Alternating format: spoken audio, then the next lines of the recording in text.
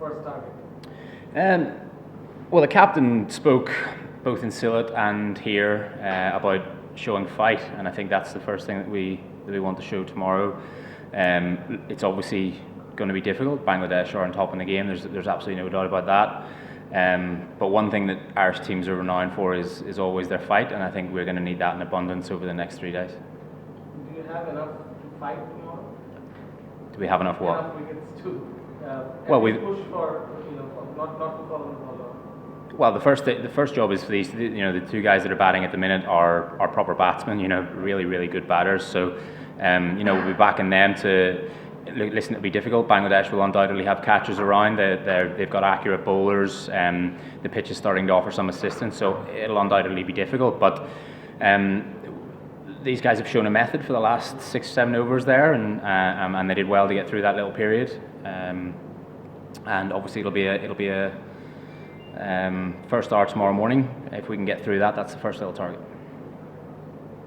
Okay. Well, was it that difficult? 98 for 5.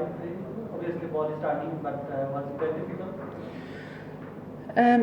I think it is obviously difficult. As I said there, the Bangladesh spinners are accurate and very experienced. Used the crease well and dragged our batters around the crease. And 98 for 5.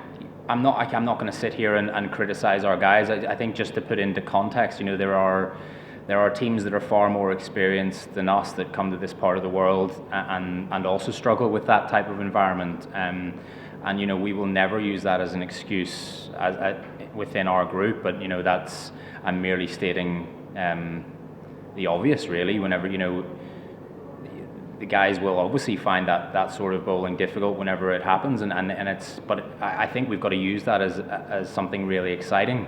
And I alluded there that our teams are always renowned for the fight and the passion that they show, and there will still be a lot of belief in the dressing room and certainly from the coaches that the guys are good players, and we're backing them to go out there tomorrow and show that.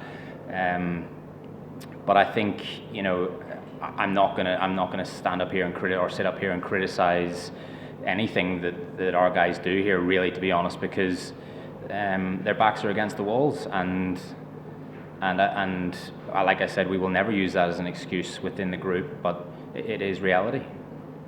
In the morning, ball was also turning, but how little played some viewers pitch and down the wicket strokes.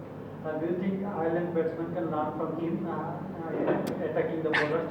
Look, he's obviously come in, and it's a very different period of the game whenever he's batting. Whenever we've got one session to get through, catchers around the bat.